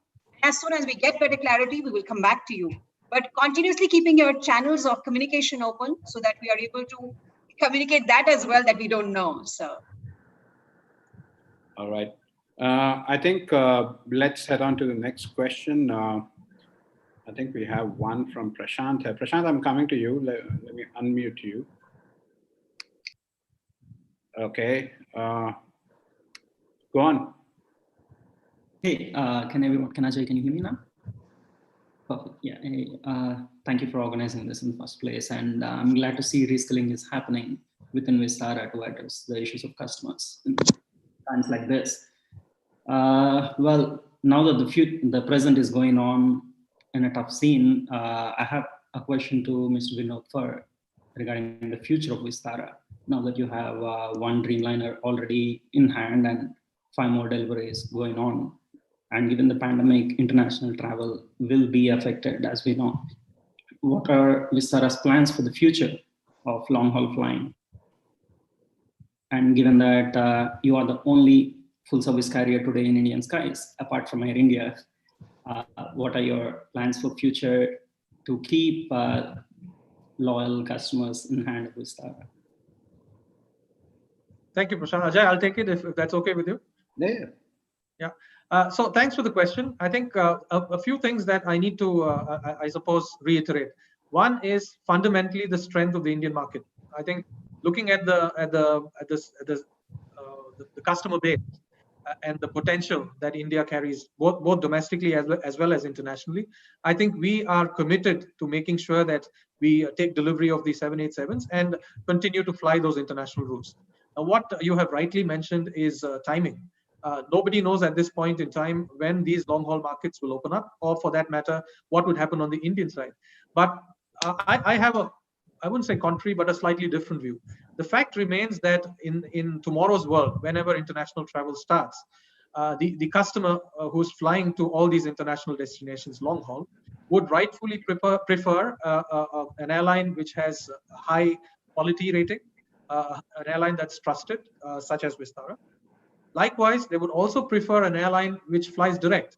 So if you look at a lot of the traffic that's going, for example, to Europe or the US, or to other parts of the world, they all go through hubs, through other geographies. Now, given the current state of play, where we know that the direct flight is going to be the fastest and safest, I would see that there's actually more potential for us to actually fly direct to Europe or North Asia. Now, when is that going to happen? What is going to happen in terms of demand? I think those are all questions that we can get into the crystal ball, but don't have complete clarity. But I have to reiterate that we are completely committed to the plan of being a full service carrier in India, the plan of being a long haul full service carrier in India. It's a matter of when, not a matter of if. Now, if I just wanted to add to that, couple of so obviously we keep asking people about this, and a lot of confusion around what is the difference between an LCC and a FSC anymore. So one of your key advantages was, and people raved about the food on Vistara, but the food's gone for the time being, at least. So how are you going to keep your differentiation from let's say an Indigo or a Spice or one of the other carriers that operate in the Indian skies? Yeah, that's a valid question. But yes, there are certain aspects of our current offering that are affected because of all the requirements, and we believe that they are necessary. Food and beverage, like you said, we had very good ratings and we had very good feedback for the food that we serve. The other aspect, of course, was priority boarding. I mean, things like that, which are expected from a full service carrier and which we delivered to a large extent. Firstly, let me also say that my hope, if nothing else, is that these things are short-lived. I mean, we'll get back to some of these things in due course, sooner rather than later. But also to preface that there are other aspects to the entire Vistara proposition which are still intact. If you look at our loyalty program, Club Vistara, we are the fastest rewarding loyalty program in India. We are a value-based program, which is very different from most other carriers. Low-cost carriers at this point in time do not have such a scheme, where you can actually redeem both air as well as non-air with non-air partners. Yes, probably something that might come down the road, but that's still in place for us. In-flight entertainment, we have Vistara World, which is a streaming solution, which is still available on our 320 and 737. So there are other parts of the proposition that we believe that we will still maintain. Not to mention the hardware. I mean, the business class product that we have is second to none, I would say, on the short haul. And on the 787s, it's a wonderful product. And we had an opportunity to fly some of our customers from Delhi to Kolkata over the last few days, and we have one flying tomorrow as well. So in summary, I think the value proposition of a full service carrier is more than just the meals on board. There's a lot of other things which are also bundled in. So that will continue. Rest assured that we hope and we are very confident that all the other aspects will come in pretty soon. All right. And, you touch upon the part about new, I think the entire organization refers to the post-pandemic era as the new normal, while I'm not confident and I'm hoping that's not the new normal, but have you guys, and I want the rest of the team to chime in as well. How are you guys passenger experience gone for a toss, but how are you guys ensuring that people stay safe at this point in time? And a follow-up question for that perhaps is, if there is crew which still has hesitation to, take on a flight, how do you take care of that aspect as well? So there's two parts to it. Firstly, from the customer perspective, what are we doing in order to make sure, what are we doing firstly, and how do we communicate that to the customer? So on our website, we're running a campaign now which says, let's make flying feel safe again, because that's effectively what it is. So we do our part. For example, we sanitize our planes. After every flight, we disinfect the contact surfaces, and the engineering team also does a deep cleaning at the end of the day, for example. We make sure that there's as minimal human interaction as possible and keep it to a bare minimum. We do a temperature screening, not just at the entry to the airport, but even before passengers get on board. We offer passengers a safety kit, which includes a mask, includes a face shield, sanitizer. So these are all things that we are doing. And as I mentioned before, I think we hope that customers also do their part by making sure that they maintain social distancing. They ensure that they clean their hands regularly. And one particularly important fact, when we get onto the destination and when we get chocks on, the usual mentality, in at least on Indian flights, is that everyone stands up, takes a stretch, and starts moving, regardless of whether there's space or not. So I think I have to be very candid and honest to say, over the last 5 days, at least, that has changed. We find people are following norms, following rules, and following the instructions of the crew. I think everyone is affected. This is going to have, hopefully, an effect where people are a bit more mindful about moving around in the cabin. So I think mindset and the way people are traveling is changing. The passenger experience is changing, like you rightly said. But there are also positives. I mean, if you asked me maybe 2 months ago, before the lockdown, would we be able to get 95% web check-in? I would say no. That's not where we were. But now we are at 95 to almost 100% web check-in. So on Vistara, and we're looking at even more. I mean, the IT team is working on even what more can be done in order to reduce contact. So I think these are all necessity, as they say, is the mother of invention, and that's exactly what has happened in this scenario. Now, if you look at internally what's being done, I think we have once again all the division heads, department heads, and the crew, the people leading the crew, both the tech crew as well as the cabin crew, who are putting up and sending out messages to say what the company is doing in order to keep the planes, sanitized, what the company is doing and providing to the crew in order to make sure that they are safe. So I think there's not been too much of hesitance in people, a crew saying that they don't want to fly. It's more because they are in containment zones or they are in areas where they can't come out. I think those are being taken care of. But thankfully, and I'm very thankful to the crew for being on the front line and doing this job, resting assured that they're happy with what we're providing. No, lovely. No, anyone else from the team wants to add something? Yeah, Ajay, I would like to pitch in over here a couple of points. Perhaps very few people might not be knowing. Our actual COVID task force started in January itself. It is not that we have been waiting till the March or February. In fact, when we came, the first thing came in, the COVID task force under the leadership of Basil and the team members. It started from that point itself. So it's not that we have been doing this disinfectant, all those things, post this COVID, all the guidelines and all. It has started quite prior to that. So those things are actually in place by January itself. Like if you find a person on the COVID, you find what the things to be done, all those things has actually started quite long back. And as you were saying, as Binod has rightly mentioned about the full service, whereas Vistara is the only one who is giving this Vistara world. Imagine you don't have food, you don't have something to read, no newspaper, no magazines. And what the people have to do for a 2-hour flight, they need something. That's where the Vistara comes in. That you don't have anything, okay, watch a movie or something. That's what we are putting in. And this is like some of the thought process which actually has gone behind, and we are making sure all those things are working perfectly all right, and people do take that input, get the benefit of that.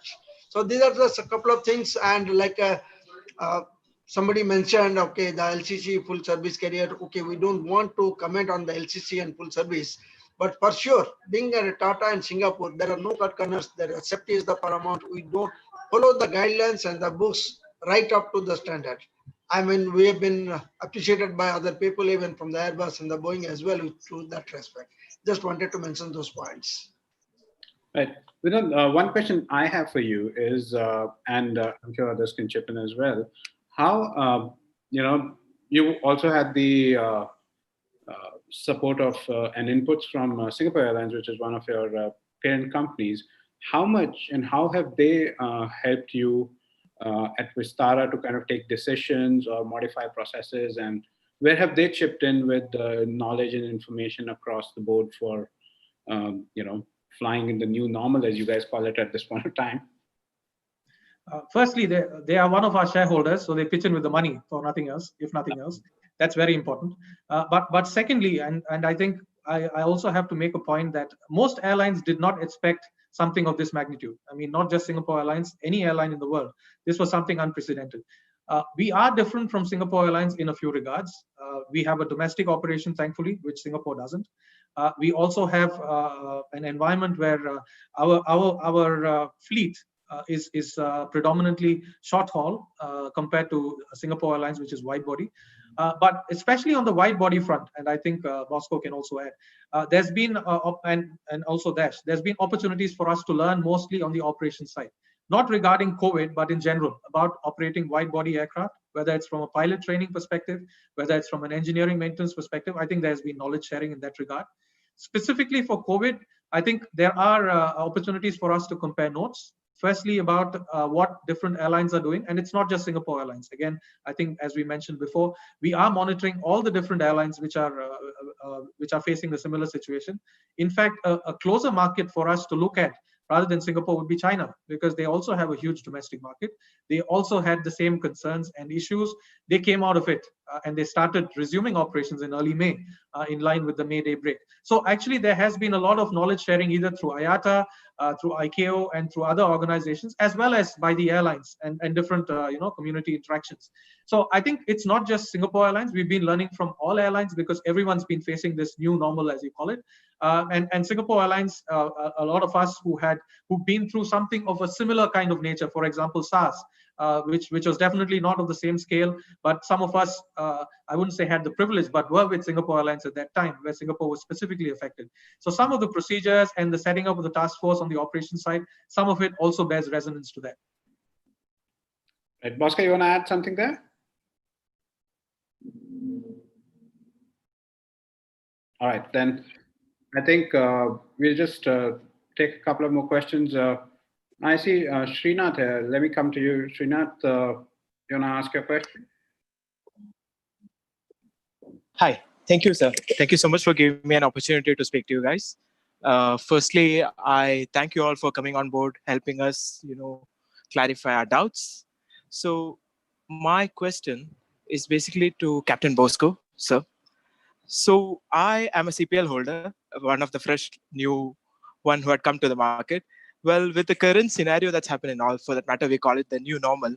How is that going to affect people like us, sir? Like people like we who had just gone into the aviation, who had been really aspiring to, become a pilot, to fulfill our dreams. How is that going to change? Or how is that going to, change off?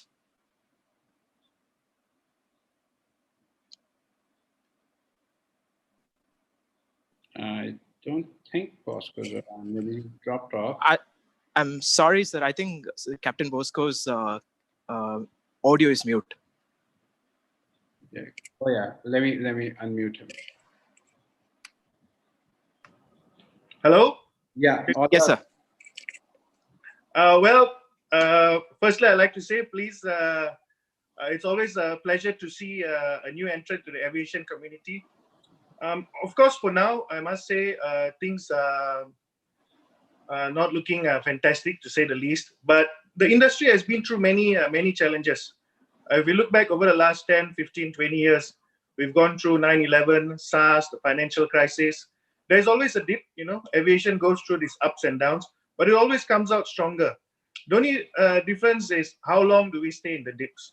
But air travel will return. The nations will figure this out. People will still need to travel. They will go back to their way of life. It's just a matter of how long. So all I can say is, looking at past history, aviation always bounces back, and it always bounces back stronger. So my advice is keep your hopes up high, stay engaged, and aviation will be back to where it was, and it will surpass what it was. That's for sure. Thank you, sir. Thank you so much. Maybe I'll just add in there, Ajay, because I can see that there are a lot of similar questions on the group chat as well, and specifically, related to hiring and people anxious.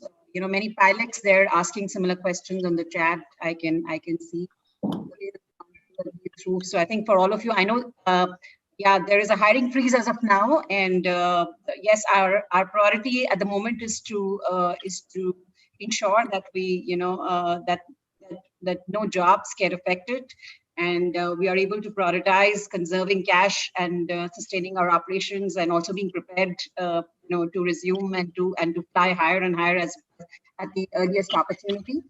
But as Vinod also mentioned, we have plans, and we are very optimistic. So it's just at this point in time, from a hiring perspective, it's again more crystal gazing. But as soon as we get over this, we it's not a shortfall for us. So we are not just here with our, but we have plans to becoming a big, a big player in this market. World-renowned airline is our vision. So we will be back soon. So keep a track on our career website. And as soon as things look up, we will be opening it up. Yeah. Thank you. Thank you, sir. Thank you, ma'am. Well, thanks, sir. Vinod, I have a question. As what are your plans to do us back in the near future? Sorry, Ajay, I couldn't hear you very clearly. I could see the smile on your face, so it's going to be a tricky question. I was just, I wish I had my platinum card in my hand. I was just saying, what are your plans to bring your frequent flyers back in the air sometime soon? Woo them back in the air. Any? First and foremost, as I mentioned on one of the other questions, you must have received emails from us to say that your status has been extended, your points will be extended, your vouchers are extended. I think that's the first thing we should do. Till September, I suppose you can still have your platinum card with you, and we hope that you come back on board. Now, what we have less of clarity on, and I suppose with the 1st of June and post 1st of June having some announcement now, that might make things easier. But we did not know what would be the state of play in different states and different airports at this point in time. And we also did not know how easy it would be for people to take to the skies again, because it depends a lot on what happens when people travel to different destinations, whether it's going to be a quarantine, whether it's going to be an institutional quarantine. I think these things were some of the questions in everybody's mind. You can rest assured that once we have clarity on this, and I think quietly, surely, every state is coming to some kind of landing on what their SOPs should be, and they have been circulated. Once that is done, you'll definitely hear back from us on what we believe should be done to bring you back up on our aircraft. Now, again, safety and health is of utmost importance. There's going to be no compromise on that. We do not want to have an offer which says, I'm going to give you a very special fare or a reduced number of points to redeem just because we think that we need to fill our plane. I think that's not what we are. What's more important is we make sure that you do not have issues when you travel.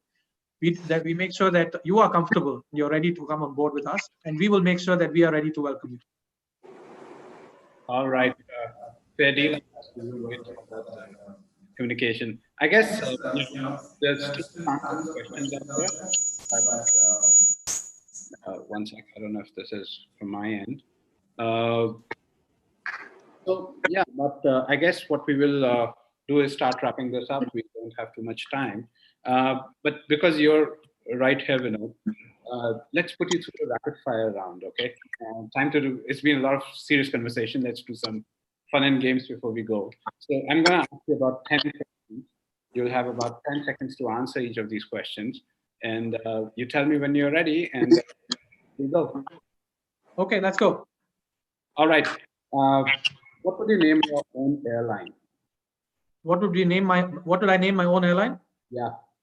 Very honestly, I would never start my own airline. Okay. Thanks for being completely honest. What's your favorite aircraft? Sorry, I can't hear you too well. What's your favorite aircraft? I lost you, Ajay. I'm sorry. What's your favorite aircraft? Aircraft. I used to love the 747s, which SQ used to fly, and now I like the 787. Okay. When was the last time you traveled on Indian Railways?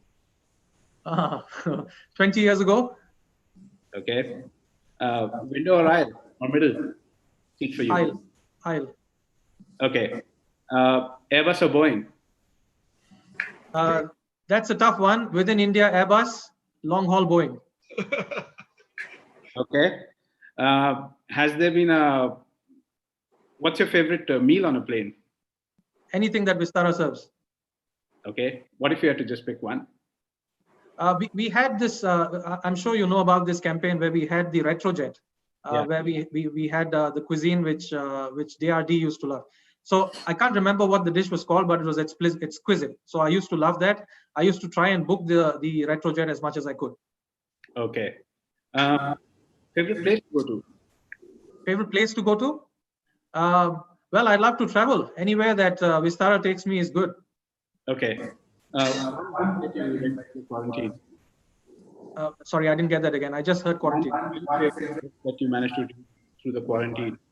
I think I cannot say this out loud, but I'll say a part of it. The subtle art of not giving a dash. All right. And the last one. One thing that is not very well known about you. One thing that's not very well known. I play the guitar and the drums, and I try to.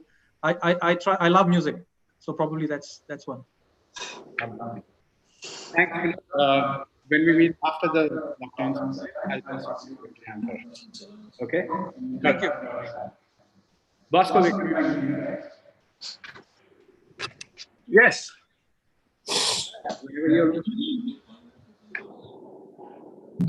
Sorry, can you hear me? yes, I can. Yes, I can. I think. Just give me a second.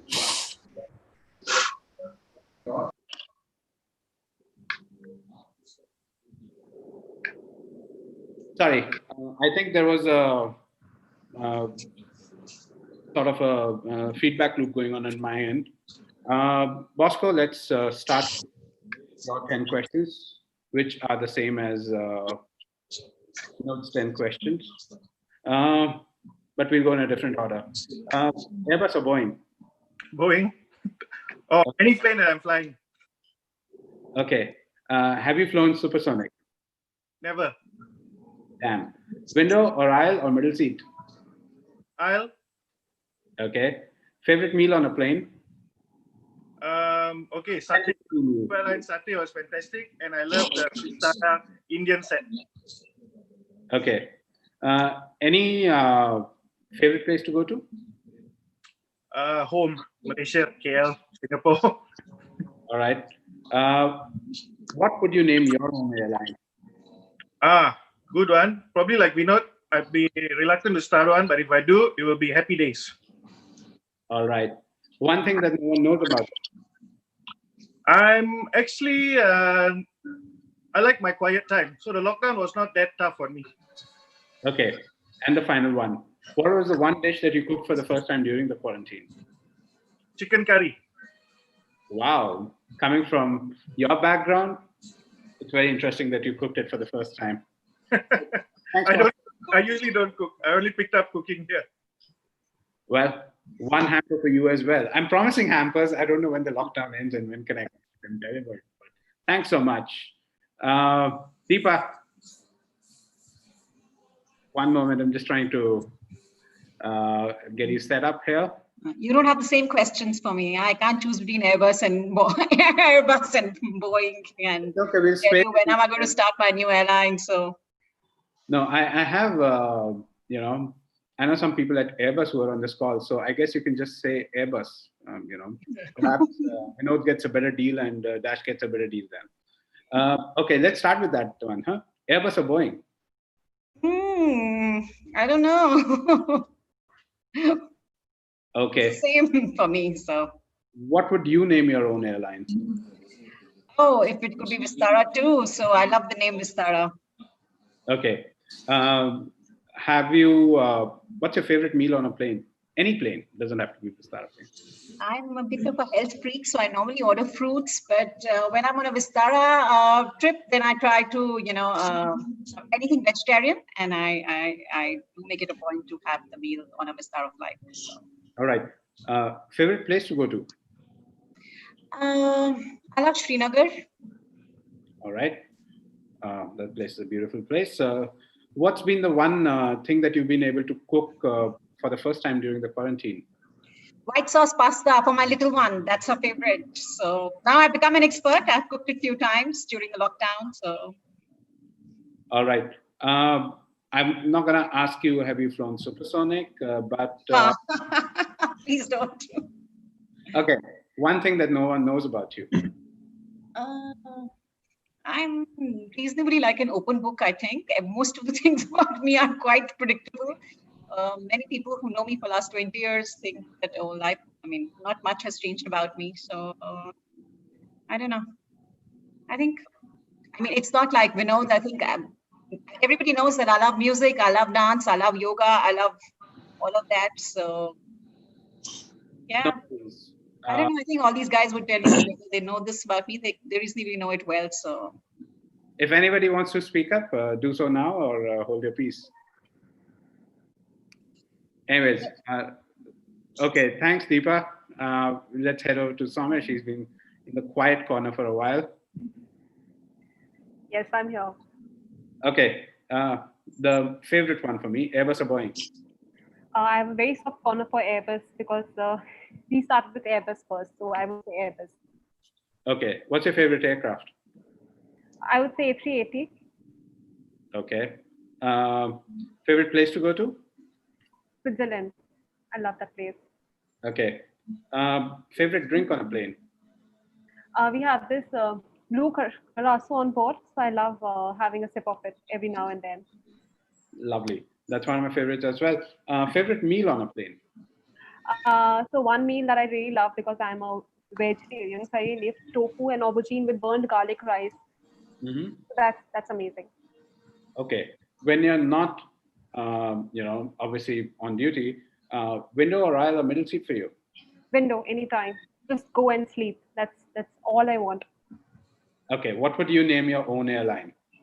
As Vistara 2.0 is taken already, I would say Vistara 3 because I love Vistara anyhow. Okay. When was the last time you traveled with the Indian Railways? I think very recently I went to Amritsar, then I traveled via train. So I love trains also.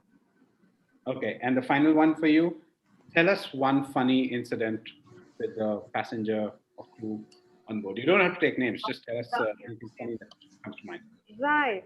Okay. So I had many. One of those would be, it's not really funny, but at that time I was really very scared that what is happening. But after some time, when I came back home, I really thought, okay, that was very weird. So I was serving in the aft, and then I just hear something going on behind me. So when I turn around, I just see that like 5 people hitting just one person on his back. So I was really scared that what's happening. I said, please stop hitting him. हाँ What? जी बाहर से ही चल पड़ी है ना Okay. So yes, so this happened.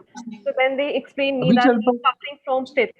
अभी चल पड़ तेरे को बाहर से तेरे को मत्था Supposed to टकाओ check him if he's suffering from fits.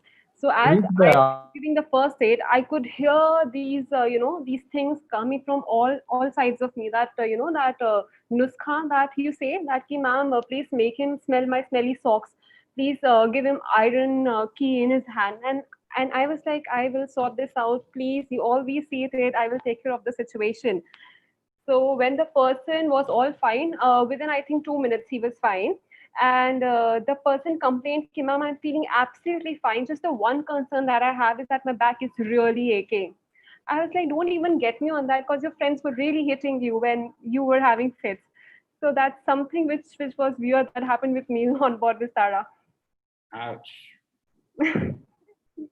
Well, thank you very much. And I hope we'll trade some of these stories when we are back in the air as well. Dash, you're up next. Yep. You'll be in a tough spot with this one because you really sort of have to deal with both of them, but Airbus or Boeing? Oh, that's really a tough one for me. But I must tell you, I love both the planes. And for the reason I will say why. The Boeing, I started my career with Boeing with the 737-200 as a steady plane and quite robust plane. And with the Airbus is quite fantastic at that time when inducted to Indian Airlines and talking so much on the fly-by-wire. So I love both the different concepts together. I mean, it's all different. And I love both type of planes, to be honest. It's not that I would like say this or that. I'm equally comfortable with both the type of the planes. Okay, what would you name your own airline? To be honest, I will never start. But if we start, then it will be Kalinga Airlines. I would like to revive that. Okay, that's a good one. When was the last time you traveled by Indian Railways? Around 2 years back to Vaishno Devi when that airline, this new route started to right up to Katra. Okay. What's your favorite aircraft? My favorite aircraft. It could be anything from the past, present, or yet to be built. You really ask that one. That is a Pushpak Mark 1. You know, that's the cloth plane. Okay. Very, very few people bring up vintage planes, but yeah. Favorite meal on a plane? Uh, it's Goan prawn curry with rice. Okay. Um, any moment when a fellow passenger did not recognize you? Perhaps you were on staff travel and somebody did not recognize you. Yeah, but sometimes this happens. So when they ask, and then you have to tell, okay, that sometimes you have to give your identity, and there is no funny incident though in the as such, but a lot of times this happens when you travel with the then they start asking, and once they know that you are from the airline, then it's never-ending questions. All right. Favorite book apart from the manuals? To be honest, lot of it's a long time I've not gone through books. It's all the manuals and the manuals and the manuals. All right. One thing that no one knows about you. No one knows about me. I used to learn martial art long back. It's all over now. Okay. Well, thanks, Dash. It's been a very entertaining evening with you. And I'm trying to recall who did I leave behind because I know I have, yep, Samrat's been quiet and sitting right there. Samrat, uh, coming to you. You're not on mute, right? No, Yeah. you are. Okay, perfect. Hi. Your aisle or middle seat? Aisle or middle seat? Aisle. No, window or aisle or middle seat? I go with window usually. Okay. Have you flown supersonic? No. Okay. Favorite meal on a plane? I'm not fussy about food, but I prefer non-vegetarian. And being a Bengali, if fish is available, then well. Perfect. Favorite drink on a plane? Domestic, water. International, champagne, if available. Perfect. You're the man. What would you name your own airline? I wouldn't dare starting one. No. Okay. Airbus or Boeing? Boeing, because I've been with Air India for more than 22 years. But now I'm growing to love Airbus as well. Okay. Any funny stories with the passengers on the tarmac or something that you want to share with us? Funny. Well, there are a few. I mean, it's difficult to recall offhand, but then I remember flying one time when with my previous organization, I was with SpiceJet. I was the head of security with SpiceJet. I was flying and I had this gentleman. I was coming back to Delhi from someplace, I think Hyderabad or someplace. And I had this gentleman sitting next to me who was already quite high by the time he boarded. And he tried to chat me up, and I was trying to be as reticent as possible. But and he was asking me what I did, and I didn't want to lie. So I said, I can't tell you now because I didn't want to talk about my profession. I was the head of security. I didn't want to because I was not very sure how he would react. So as we were deplaning, he insisted. So then I said, I'm the head of security. And then he became, I don't know what, so enamored. And he said, well, we must have a drink together. So it was late in the night, about 10:30 or so. So we somehow walked into a bar and perhaps we drank till 2 in the morning or something. I don't know. So that was, I mean, you meet a complete stranger and then suddenly, you chat up and all. So it was quite a unique thing for me in all these years. I usually do not, do these things with complete strangers, but somehow that day it was different. Yeah. All right. That's a good one. Thank you for such a good one. And the final question for you. One thing that you cooked up for the first time during the quarantine. Sorry? One thing that you cooked up for the first time during the quarantine. Everything I cooked was for the first time during quarantine. You're So, connecting one. but I'll name a few. I've become a master in cooking Maggie. And the one thing that I would like to mention is sauteed vegetables, something that I learned from my ex-boss and my elder brother and friend, Mr. Ashok Bali. He used to get that for lunch and used to share. So that is something that, I tried and somehow it came out well. Like I said, I'm not very fussy with food, so I could eat it. Okay, perfect. Thank you so much, Samrat. And I guess that's the end of the session. I know there are a lot of unanswered questions for a lot of people. It's an airline, so it takes a village to run an airline, guys. Thank you so much for all of you who joined and spent your past couple of hours with us. And thanks also to the Corpcom team of Vistara who managed to help us to organize this and get people from inside the company on board. If there's anything else, we can stay tuned for the next ones, I guess, and hoping that everyone will kind of have a good and safe flight in the coming days ahead. Thanks, Ajay. Thank you very much, Ajay. Thank you. Thank you so much. Thank you. Thank Thank you. you, everyone. Yeah. Thanks, Ajay. Thank you.